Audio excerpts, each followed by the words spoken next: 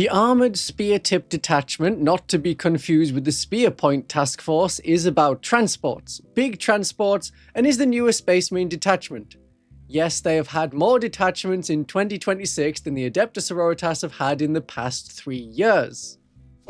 You are a heavy transport if you have 14 wounds or more, like the Crovus Blackstar. But alas, the Corvus Blackstar is an aircraft, and explicitly aircrafts cannot be heavy transports, because it is an aircraft. Aircraft not allowed. And this has the aircraft keyword. What does the aircraft keyword do? Well, if you look up the aircraft rules, you will see the hover rule that says you ignore all of the aircraft rules and even lose the aircraft keyword. The rules say no aircraft, so it puts on a mustache and says, I am no aircraft, I am a heavy transport. And in the detachment it goes. A Corvus Blackstar is a transport with 14 or more wounds and not an aircraft. Behold, a heavy transport. That's a Diogenes reference. Everyone loves their Diogenes references, gotta keep up with the modern references. I am not above saying I was wrong about a rule as in my previous video, and the aircraft rules are among the most confusing. I just don't like feeling that I wasted your time. So I had written a script about how cool it would be to have a Corvus Blackstar detachment, and then I saw that the Armoured Speartip detachment would be it if not for blocking aircraft. This aircraft is not an aircraft, so the script I wrote can be used after all. Huzzah! Maybe Games Workshop will errata and FAQ and heavily modify this detachment in a month and say, no, you cannot use hover to apply this to aircraft, and either way, one of my videos will be correct. This was the plan all along. So check your FAQ and updates to the Space Marine faction pack before playing the Corvus Blackstar detachment. What is this detachment, and why is it still a bad idea to have a Corvus Blackstar centered army? The Corvus Blackstar is a lot of points for a flying rhino.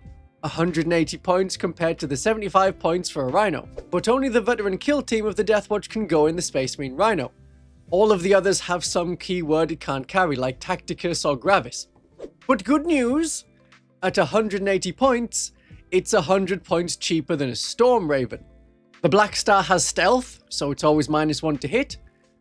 And it has very big wings, so it often gets the benefit of cover, as some part of it is in cover, area terrain cover, or part of it is obscured by the tip of a building or the edge of a statue. It's a big model on the battlefield, but without the aircraft rule, it's like any other vehicle and it can hide behind ruins because the aircraft rules don't apply anymore. It's very fast with 20 inches of movement, but its objective control 0, so it can't hold objectives, can't do actions, but it can do some secondary missions like behind enemy lines because it's not an aircraft anymore. It can engage on all fronts, it can be used in area denial, and it's a unit in the middle of the board for display of might. Your Corvus Blackstar wants to swap out all of its guns. You don't want the rocket launchers, you want the Storm Strike missile launcher. You don't want the twin assault cannon, you want to have the twin las cannon. You do want a hurricane bolter because it's free. Getting that weapon means you don't need the twin assault cannon or the Blackstar rocket launcher, you have an anti-infantry weapon. And as an upgrade, I wouldn't bother with the Infernum Halo launcher, which gives you smoke, and smoke lets you use the smoke screen stratagem, which gives you stealth and the benefit of cover. We already have stealth and we're probably already getting the benefit of cover. So have the Auspex array, and then all of your ranged weapons ignore cover. Right, so what does the Corvus Blackstar get from the Armoured Speartip detachment rule? When an Adeptus Astartes unit disembarks from a transport, and that transport made a normal move or an advanced move, the unit that disembarked can make a normal move of up to D6, or a normal move of D3 plus 3 if it was a heavy transport, as our Corvus Blackstar is. So you move the transport, you disembark the unit, you move again with the unit that got out. Now this detachment really wants you to use Land Raiders.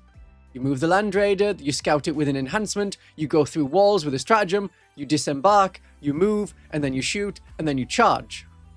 Not so much the Corvus Blackstar, there's no assault ramp, which is a big thing, which lets you charge after you disembark from the Land Raider. So with the Corvus Blackstar, we can move, disembark, move and shoot, but not charge.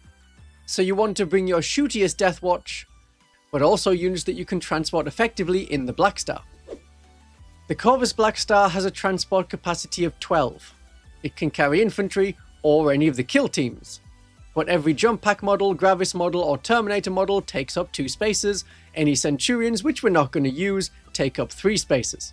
It would make the Centurions actually fast, but if you want fast Centurions, you would use one of the detachments that makes your Centurions be able to teleport, like the Black Spear Task Force. If you wanted combat, a unit of 10 Deathwatch veterans tooled up with thunderhammers and shields, with a character like a chaplain, that would work, but you'll be better off using a Rhino for the same role, or a Land Raider in this detachment. Land Raiders can fit between 12 and 14 models. Depends on the type of Land Raider. In a Corvus Blackstar, you could have a Fortis kill team. They want to use their indirect fire weapons, but they don't have to. A Vengor launcher hits on a 2+ at point blank, so they can have a very nasty arrival if the Corvus Blackstar shoots the enemy that they're going to shoot, which drops the enemy unit below starting strength, and that gives the Fortis kill team +1 to hit. If the Corvus Blackstar fails, throw a grenade before you shoot. You've got a Super Crack missile, a Vengor launcher, the other little missiles on those 2, 4 plasma guns, 3 Deathwatch bolt rifles with lethal hits, and 2 of them have a grenade launcher, and a flamer. I would say Pyreblaster and incinerators, but the Pyreblaster sounds like a melter weapon instead of a flamer, and the incinerator sounds like a flamer instead of a plasma gun. So it's a plasma gun and a flamer. 4 plasma guns, 1 flamer. You could have 10 of the Decimus kill team. It's the box that they're selling as part of Armageddon. It just fits, as the 2 Gravis models explicitly have the Gravis keyword, so they take up double space. So you have 8 in Tacticus armor, 2 in Gravis armor that take up 4 spaces between them. That's your 12, so there's no characters that can go with them. The Decimus kill team has a mix of ranged and combat attacks, and although they have rerolls, reroll hit rolls of 1 against enemies, or reroll all hit rolls if you're fighting against aliens, I think the Fortis kill team is better in this detachment. Save the Decimus kill team for the Bastion task force, where they are a battle line unit. We can't fit the Gravis Armor Indomitor kill team because they have to be 10 models, and that would take up 20 models worth of transport space. But we can fit 6 Eradicators. Those chubby lads just fit. Fly into the enemy deployment zone with your Corvus. The enemy might try and screen out Deep Strike, but they won't be able to block this. Then you drop out and blow up the biggest tank with Melter, and you have all the rerolls on the hit rolls and the wound rolls and the damage rolls. There will be more to this combo revealed later. You could have some Terminators in the Corvus Blackstar, 5 Terminators and a Terminator Chaplain. They can have sustained hits after disembarking with one of the enhancements, or have a Terminator Librarian, and then you don't need the enhancement. Shock Deployment gives you sustained hits on a Gravis unit or a Terminator unit that disembarked from a transport, and it's in the shooting phase only. Sustained hits 1 for 20 points. I would say an Indomitor kill team or 10 Terminators, but you can't fit that many in a Land Raider. In a Blackstar, that would be 5 Terminators and a character, or 3 Gravis Eradicators or Aggressors and a character. I prefer 6 Eradicators. With Tip of the Spear, if your character starts embarked within a transport, that transport scouts 9. Now there's no need for that on a Corvus Blackstar, we move 20 inches, so you use it on a Rhino or on a Land Raider. Go right to the edge of your deployment zone, there's 18 inches between you and the enemy deployment zone in most cases, then you drive. You get halfway there before the game starts. This is a very strong detachment if you go first. 40 points is hefty, but it is giving you a first turn charge.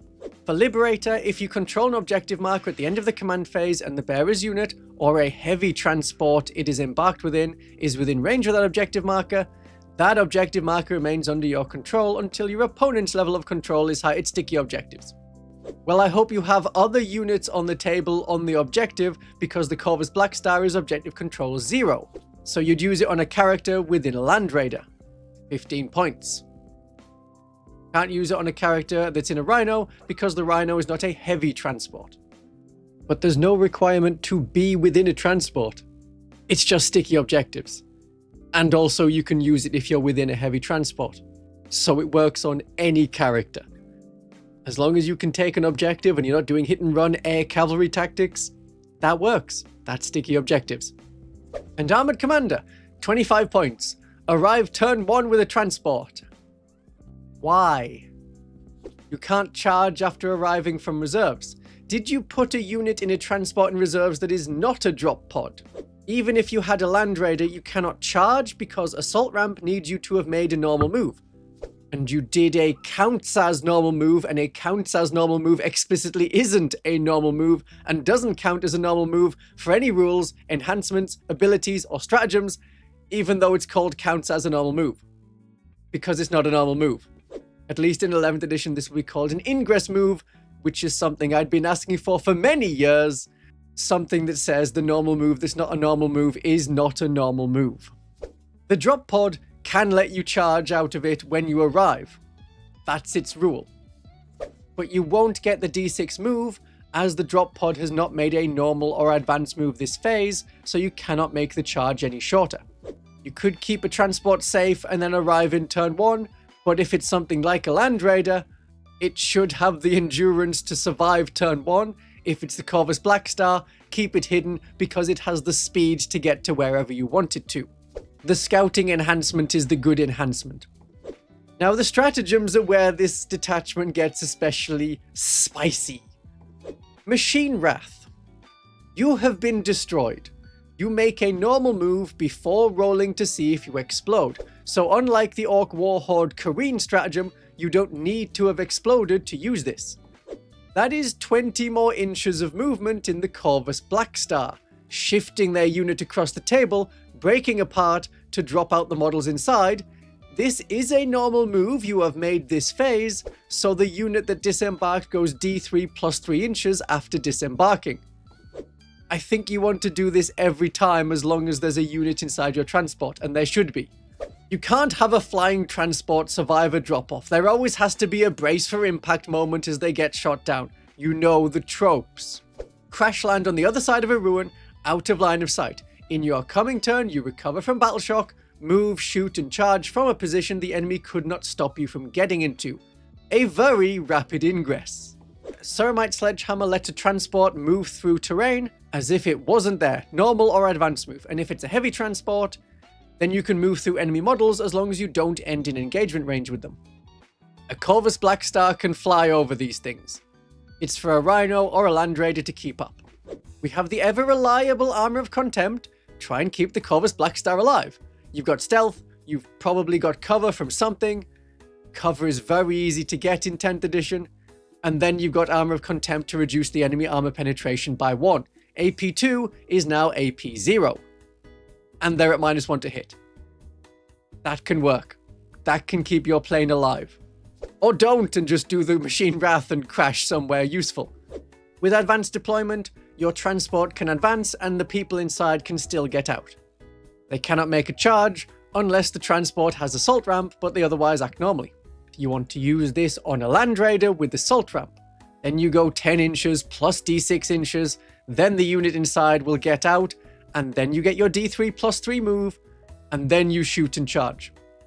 The Corvus Blackstar gaining D6 inches of movement on its 20-inch movement is not anything important. 20 inches is almost certainly going to be enough. A very nice stratagem is Purgation Doctrine. To read it, just the first part, one Adeptus Astartes unit that has not been selected to shoot until the end of the phase, you get +1 to hit. It's just +1 to hit on any unit in shooting. Do it on a Ballistus Dreadnought. Do it on one of the tanks that has 1,000,000 guns. Or if you use it on a unit that disembarked from a heavy transport this turn, you get +1 to hit and +1 to wound. So you could use it on a Corvus Blackstar to have +1 to hit on their shooting, or you use it on a unit that disembarked from the Corvus Blackstar or the Land Raider. There are many units that will like this.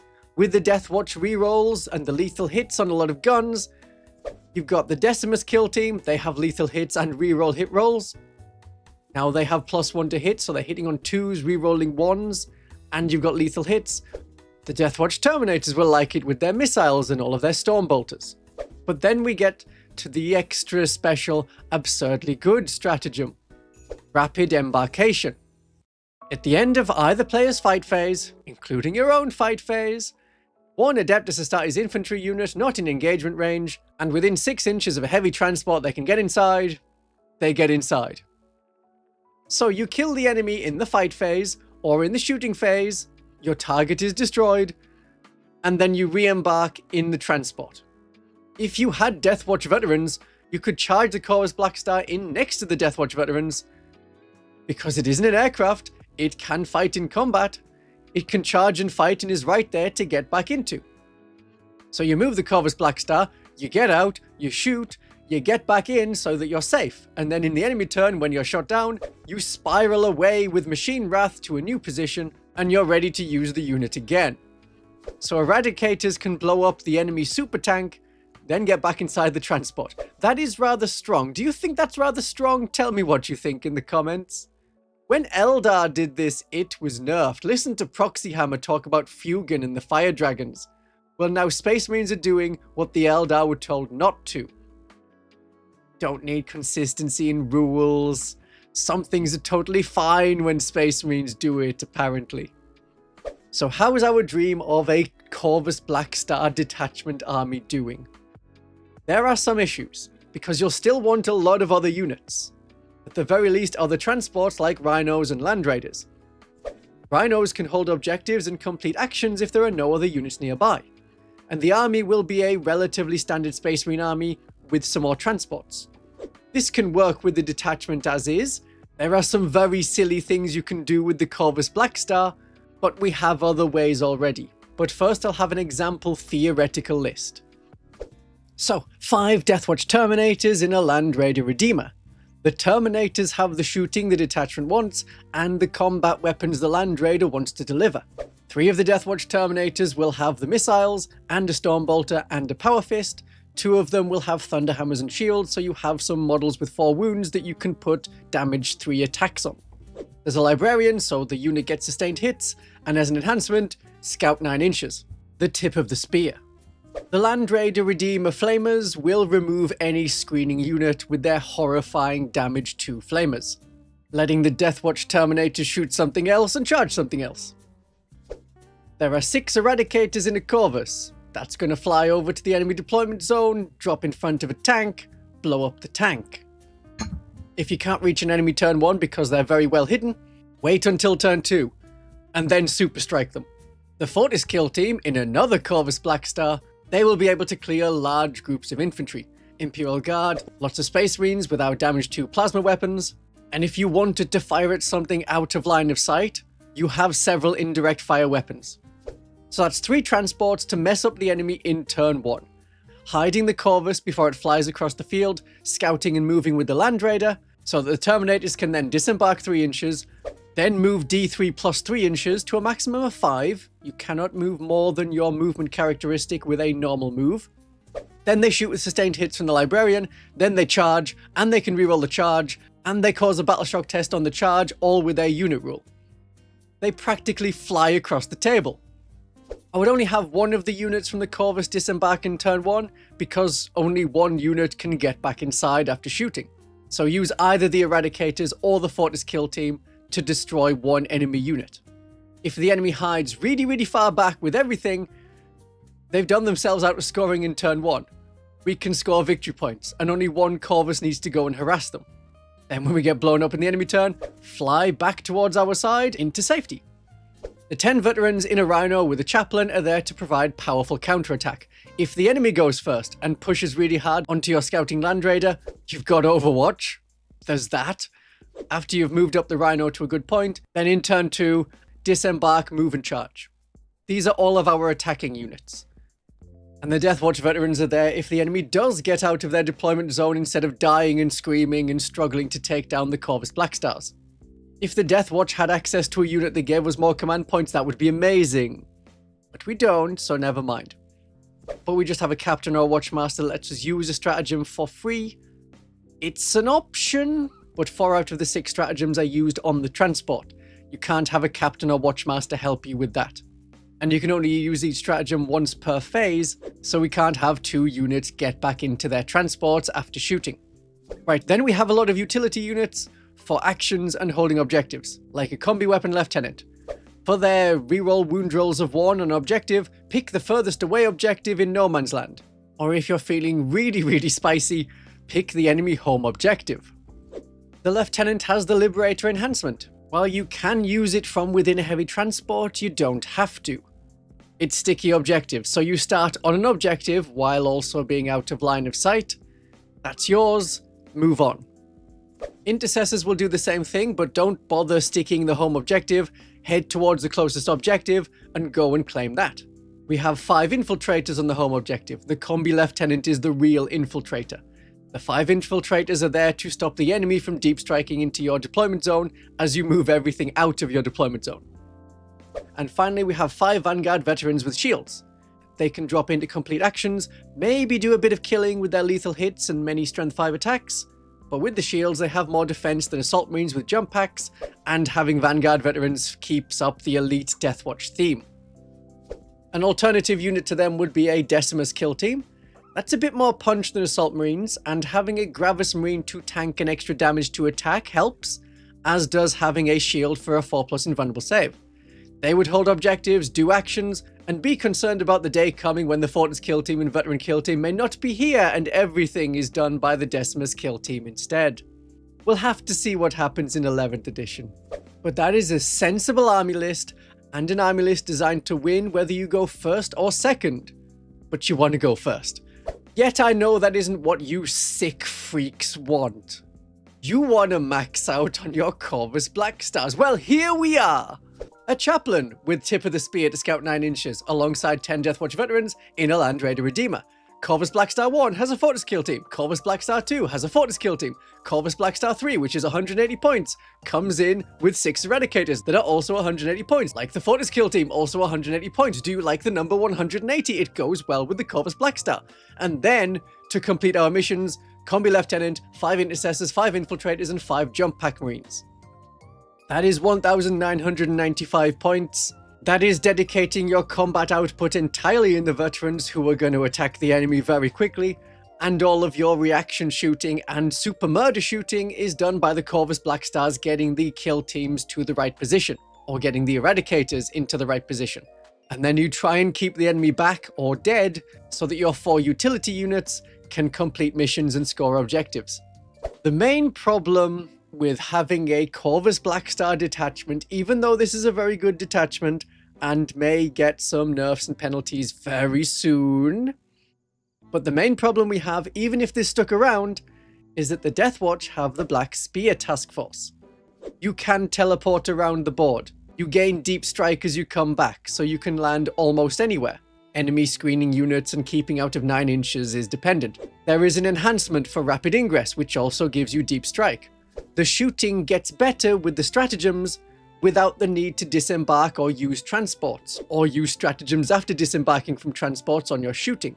The reason that the Deathwatch use rhinos is so we can stay safe and then disembark and charge. But we disembark before the transport moves. Getting a normal move of random distance after disembarking from a transport that has moved or advanced doesn't help us. You can't charge after disembarking from a transport that has moved, Land Raider accepted, and you don't get the detachment rule extra movement if the transport didn't move. So you can't remain stationary with the Rhino, disembark 3 inches, move d6 inches, and then move and charge. It's a detachment that wants you to shoot after getting out of vehicles, and we don't need the vehicle part. This detachment almost forces you to change your Rhinos into Land Raiders, and then take shooting units for the Corvus Blackstar to carry, all of which costs points. Or you don't have transports and you teleport around with the Deathwatch while having a lot more points for kill teams because you're not spending the points on expensive vehicles. You expend command points rather than army construction points. But if you're bored of the Black Spear task force, and you don't want to be like me and switch to the Bastion task force, if you want a Deathwatch Corvus Blackstar Flying Circus detachment, this Armoured Speartip is your best bet for a flying rapid response army. Whatever helps you have a great day of 40k.